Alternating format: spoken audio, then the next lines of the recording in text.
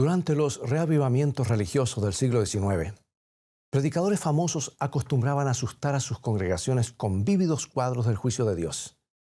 Y esto dio resultado porque nada produce mayor temor en el corazón humano que la idea de que algún día tendrá que enfrentarse públicamente con cada cosa que ha hecho. ¿Qué dice la Biblia acerca de la hora del juicio? ¿Es verdad? ¿Hemos todos de enfrentar un juicio? Ese día, todos los hechos secretos serán hechos públicos. Si tuvieras que confrontar el trono de Dios ahora, ¿cómo te iría? Toma tu Biblia y mantente en sintonía.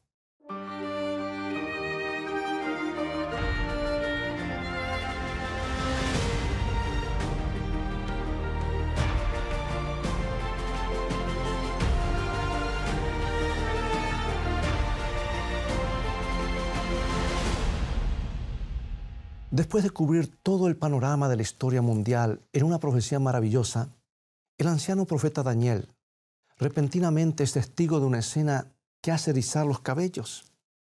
E inmediatamente notamos que solo unos pocos mortales alguna vez vieron lo que Daniel contempló. Como la visión de Isaías del trono de Dios o algunos inspirados pasajes del libro de Apocalipsis, estas figuras detrás del escenario hacen entrecortar nuestro aliento sobre los eventos de los últimos días. En unas pocas palabras, anuncian la llegada de la hora del juicio. Y aquí está lo que quiero decir. Daniel capítulo 7, versículos 9 y 10. Estuve mirando hasta que fueron puestos tronos y se sentó un anciano de días. Un río de fuego procedía y salía delante de él. Millares de millares le servían y millones de millones asistían delante de él. El juez se sentó y los libros fueron abiertos. De acuerdo a la Biblia, en algún momento justo antes de la segunda venida de Cristo, los ángeles se reúnen alrededor del trono de Dios. Los libros se abren y Dios comienza a revisar cada caso. Y aparentemente, la hora del juicio de Dios no es un mito medieval. Es una realidad claramente descrita en la palabra de Dios. Leamos un poco más acerca de esta profecía maravillosa que nos abre las escenas del cielo a algo que es tan importante como lo fue la muerte de Jesús aquí en la tierra. Daniel 7, 13 y 14. Miraba yo en la visión de la noche y aquí con las nubes del cielo venía uno como un hijo de hombre, que vino hasta el anciano de días y le hicieron acercarse delante de él. Y le fue dado dominio, gloria y reino para que todos los pueblos, naciones y lenguas le sirvieran. Su dominio es dominio eterno que nunca pasará y su reino uno que no será destruido. A primera vista este pasaje casi suena como la segunda venida de Cristo, especialmente a Jesús viniendo en las nubes del cielo. Pero al leerlo más detenidamente es obvio que no es la segunda venida, sino una descripción del cielo alistándose para el regreso de Jesús. Los libros se abren y al final del día Jesús recibe el reino que nunca pasará. Y ahora escucha la tercera y última descripción del juicio en el versículo 27. Y que el reino y el dominio y la majestad de los reinos debajo de todo el cielo sea dado al pueblo de los santos del Altísimo, cuyo reino es reino eterno, y todos los dominios le servirán y obedecerán. Finalmente, el reino de Dios se establece y llega el momento cuando toda rodilla se dobla y toda lengua confiesa que Jesucristo es el Señor. Este es el momento clímax y la lucha de los siglos llega a su fin. El carácter de Dios ha sido vindicado. La suerte de cada ser humano ha sido decidida y la era de pecado y sufrimiento se acabó para siempre. La pregunta que nos persigue es esta. Mientras que millones de ángeles abren los libros del juicio, ¿qué descubren allí adentro? Y más específicamente, cuando llegan a tu nombre y a mi nombre, ¿qué dirán esos libros? Si Dios conoce todo, te dirás, ¿para qué necesita libros? ¿No podría Dios decirle a los ángeles cómo son las cosas y dejarlo allí? En otras palabras, ¿no te gustaría escucharlo directamente de Dios? ¿Para qué se necesitan libros o registros en el cielo? ¿Y qué contienen? Déjame contarte la historia del siglo XVI, cuando María, la reina de Escocia, creía que ella era la verdadera reina de Inglaterra. Y de acuerdo a la historia, hay alguna evidencia que sugiere que ella estaba en lo correcto.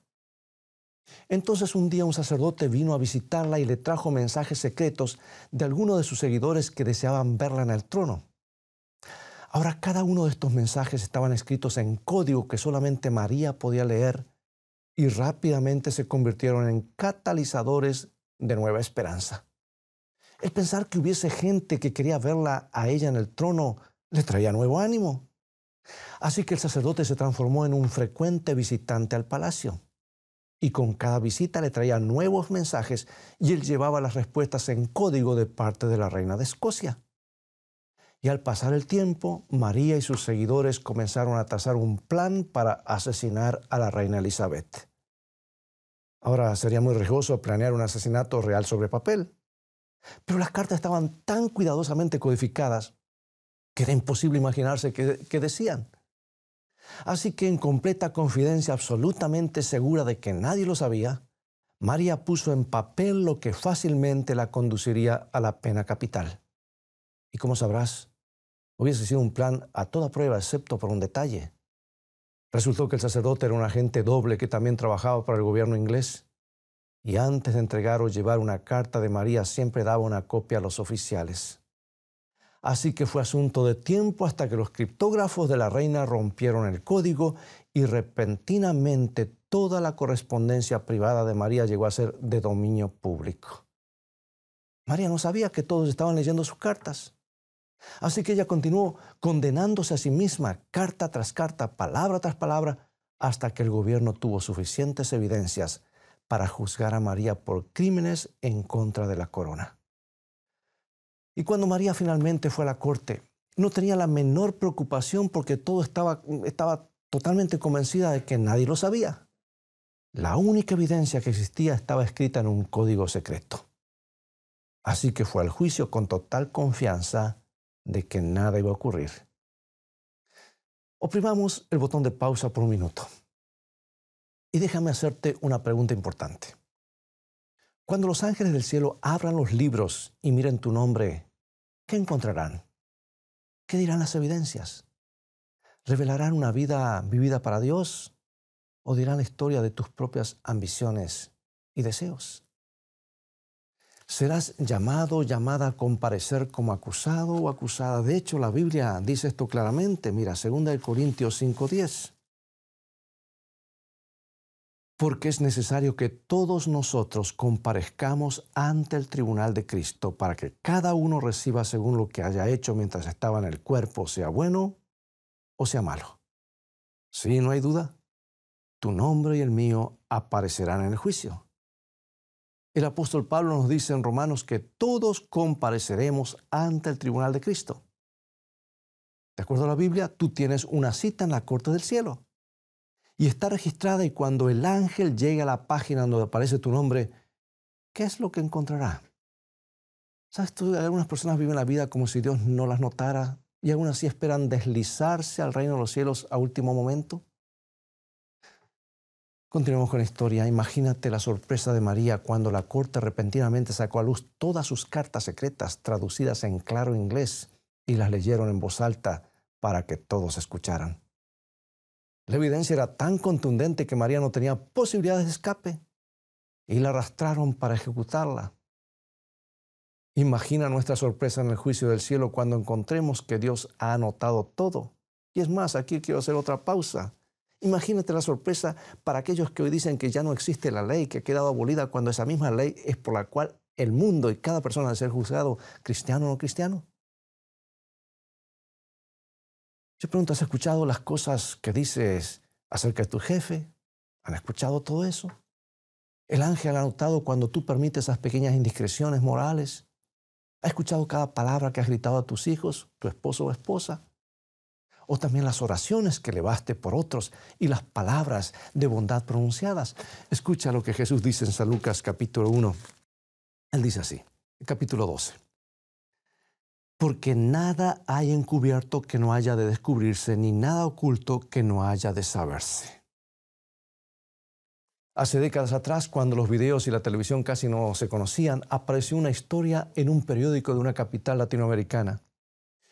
Un señor entró a una sala de cine y le preguntó al que vendía boletos, ¿ha visto usted una pareja que entró en este lugar? y le describió las características. El taquillero respondió: Señor, hay muchas parejas que entran a este lugar para ver películas. Lo siento, no puedo ayudarle. Bueno, dijo el Señor, es que mi esposa me anda engañando con otro y tengo evidencias que ha venido con su amante al cine esta tarde. Y aquí traigo una pistola para matarlos. Y entró al teatro ofuscado. El taquillero se asustó, tomó el micrófono y anunció a los que estaban mirando la película en la oscuridad: si hay alguien con la mujer de otro, por favor salga rápido por la puerta de emergencia detrás de la pantalla, porque alguien entró con una pistola para matarlo. Y en ese momento fue el desparramo. Más de 20 parejas salieron despavoridas del teatro. ¿Sabes que de acuerdo a la Biblia, todo lo que has hecho y has dicho llega a ser de dominio público y llegará a serlo? Lo que Jesús señala es muy claro. No hay secretos en el cielo, amado. Lo que hiciste, pensaste o dijiste, Dios lo sabe todo. Mira lo que dice Eclesiastés. Ya lo dijo hace muchos siglos. Eclesiastés capítulo 12, versículo 14. Porque Dios traerá toda obra a juicio juntamente con toda cosa encubierta, sea buena o sea mala. Y sabiendo que todo va a ser descubierto, hagamos un inventario. ¿Hay algo que ocurrió en las últimas 24 horas que no quisieras que todo el mundo sepa? ¿Qué acerca de la última semana o el último mes? Cuando los ángeles lean la descripción de tu vida y pinten el cuadro completo de lo que eres, ¿sonará como alguien que pertenece al cielo? Personalmente no tengo posibilidad. Puedo ser un predicador, pero la Biblia es clara que todos somos pecadores y estamos destituidos de la gloria de Dios. Y yo me sonrojo al pensar en el hecho de que los ángeles tienen acceso a mis archivos, porque mejor que cualquiera yo sé lo que hay allí. Así que básicamente es un caso sin esperanza. Hay tanta evidencia en contra de mí que no tengo la posibilidad de llegar al cielo a menos que encuentre un buen abogado. Así que escucha lo que dice la Biblia. Aquí tengo las buenas nuevas. 1 San Juan 2:1. Hijitos míos, estas cosas os escribo para que no pequéis. Y si alguno hubiere pecado, abogado tenemos para con el Padre, a Jesucristo el justo. La Biblia dice que Jesús es un abogado defensor. La Biblia dice que el Hijo del Hombre está allí para representarte. Está allí como un miembro de la raza humana y Él comprende lo que significa vivir en este planeta. Pero al mismo tiempo es totalmente Dios y nunca ha pecado. Así que Él es el abogado perfecto para el ser humano que es pecador, para defender nuestro caso, para ser realmente aquel que nos defienda. Escucha lo que dice la Biblia en Apocalipsis capítulo 3. Al que venciere o el que venciere será vestido de vestiduras blancas y no borraré su nombre del libro de la vida y confesaré su nombre delante de mi Padre y delante de sus ángeles. Tu nombre en el libro de la vida, amigo y amiga, esto es importantísimo. Es tu admisión a la presencia de Dios. Y esto quiere decir que entiendes lo que Jesús hizo por ti y aceptas su muerte en tu lugar. Cuando con humildad confiesas tus pecados y pides perdón y te apartas, la única cosa que el cielo ve a tu lado, al lado de tu nombre, es la palabra perdonado. Y en lugar de una lista larga de errores, los ángeles no ven otra cosa sino la perfecta vida de Jesús como tu sustituto. Él te da su vida como regalo. Mi autora favorita lo escribió así. El libro Desea a toda la gente, páginas 16 y 17. Cristo fue tratado como nosotros merecemos, a fin de que nosotros pudiésemos ser tratados como Él merece. Hermosas palabras, una perfecta descripción de lo que Jesús hace por cada uno de nosotros. Es una transacción increíble. Como ves, el pasaje de Daniel ya no parece tan atemorizante, ¿verdad?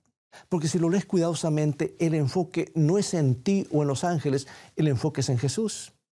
Él es quien está en el centro del juicio y la Biblia dice que Él recibe un reino que Él está dispuesto a compartir contigo. Escucha lo que sigue escribiendo el profeta Daniel. Aquí en Daniel capítulo 7, versículo 27. Y que el reino y el dominio y la majestad de los reinos debajo de todo el cielo sea dado a los pueblos de los santos, al pueblo de los santos del Altísimo. Imagínalo, Todo el propósito del juicio es darte un reino que pertenece a Dios. Es para declararte heredero, heredera. Es para clarificar las acusaciones en tu contra y declararte libre de culpa y legítimo heredero, heredera del reino de los cielos. Pero hay una pregunta más. ¿Por qué necesita Dios esos libros? Los libros en el juicio no son para Dios, son para los habitantes del universo. Y cuando el juicio comienza, la Biblia dice que hay millones reunidos alrededor del trono. Y aquellos ángeles que estuvieron originalmente cuando Lucifer desafió el gobierno de Dios, que de acuerdo a Apocalipsis 12 son una tercera parte de los ángeles del cielo, finalmente podrán comprobar que Dios es justicia y es amor. Y que si Dios expulsó a millones de ángeles del cielo porque pecaron, ¿cómo podrá llevar a millones de pecadores al cielo? Es una pregunta que algunos, por decir así, se desvanan los sesos en saber cómo, si Dios es amor, y cómo, si Dios es justicia, ¿cómo podemos saberlo? ¿Sabes que es una buena pregunta? Y si lo piensas, es uno de los mayores asuntos que los ángeles necesitan resolver acerca del carácter de Dios. Las mentiras de los ángeles caídos se han esparcido por el universo por miles de años.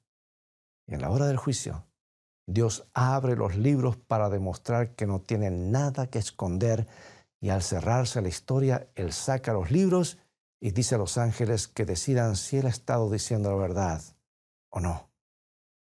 ¿Es Él un Dios de amor? ¿Puede ser confiado? Cuando hace una decisión, ¿es siempre la mejor? La lista continúa. Dios simplemente abre los libros e invita a los ángeles a verlos por sí mismos. Y sabes, en realidad, nosotros vamos a hacer lo mismo, porque Apocalipsis 20 se nos dice que cuando tú y yo lleguemos al cielo, Dios abrirá los libros ante nosotros. Tal vez alguien a quien amas no está allí, Dios te mostrará exactamente por qué. Él abrirá los libros y te mostrará cómo hizo todo lo posible para salvar a tu amigo o a ese familiar. O tal vez te sorprenderás que esté allí alguien que tú pensabas no llegaría. Y tú podrás leer acerca de aquel momento cuando con corazón quebrantado le pidió a Jesús que lo perdone y lo reclamó como su representante en el juicio. ¿Sabes? Cuando pienso en esto, es casi como si Dios mismo se pusiera a prueba en el juicio. Es como si Dios invitara a todo el universo a examinar su carácter bajo un microscopio para que decida si Él es o no todo lo que pretende ser. Y hay algo que yo sé. Dios va a pasar el examen con honores, porque sobre todas las cosas, la cruz de Cristo finalmente demuestra que Él realmente es un Dios de amor. Amigo, amiga, la pregunta que tengo para ti hoy es esta. Cuando los ángeles se reúnan alrededor del trono de Dios y los libros del juicio se abran, ¿por qué va a ocurrir? ¿Pasarás con honores? La Biblia dice en Apocalipsis que justo antes del regreso de Jesús, un urgente mensaje va a todo el mundo, a gran voz. De alguna manera se anuncia que la hora del juicio ha comenzado. Mira lo que dice Apocalipsis 14, 6 y 7. Vi volar por en medio del cielo otro ángel que tenía el evangelio eterno para predicarlo a los moradores de la tierra, a toda nación, tribu, lengua y pueblo, diciendo a gran voz: temed a Dios y dadle gloria, porque la hora de su juicio ha llegado. ¿Estás listo? ¿Estás lista?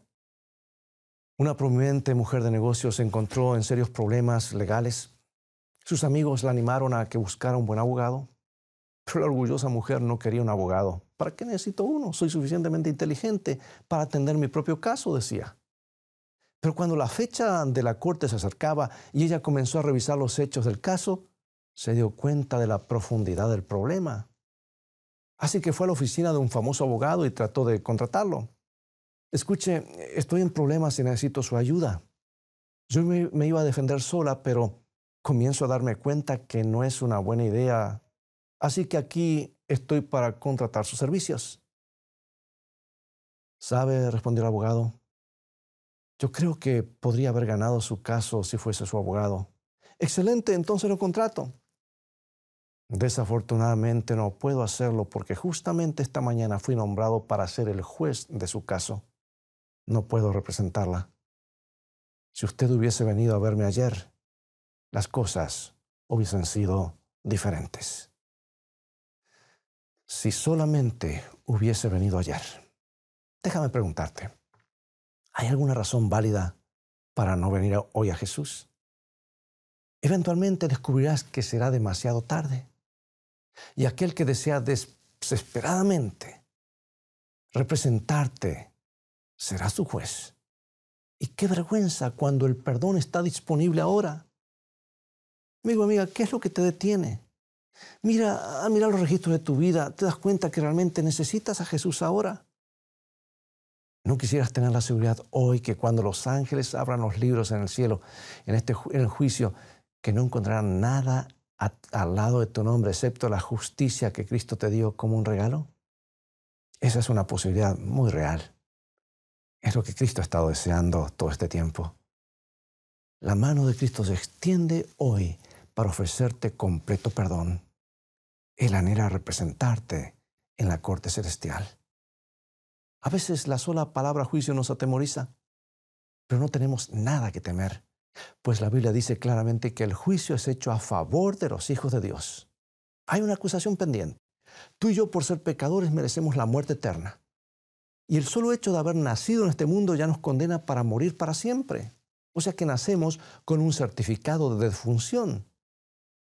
Pero Jesús no nos deja allí. Dice, hijo, hija, yo morí en la cruz la muerte eterna que te correspondía a ti. Tú no necesitas morir. Todo lo que tienes que hacer es aceptar por fe lo que hice por ti en el Calvario y lo que estoy haciendo por ti en el santuario celestial hoy. Te invito a demostrar públicamente que aceptas lo que hice por ti. Te invito a pasar por la experiencia de la cruz. ¿Y cuál es la experiencia de la cruz? El santo bautismo, que representa la muerte, la sepultura y la resurrección de Jesús. Es por eso, querido amigo y amiga, que el bautismo bíblico debe ser por inmersión solamente, para que cumpla con el simbolismo de lo que Jesús hizo por nosotros. El bautismo con unas gotitas en la cabeza del infante, con todo respeto lo digo, no es bíblico, porque no representa lo que la Biblia menciona. Escuché a un predicador decir una vez, el bautismo con unas gotas no es bautismo, eso es lavado en seco o dry cleaning, decía, porque el bautismo tiene que ser por inmersión. Además, la persona debe creer para ser bautizada. Es en ese momento que Dios dice al que se bautiza lo mismo que dijo de Jesús cuando fue bautizado.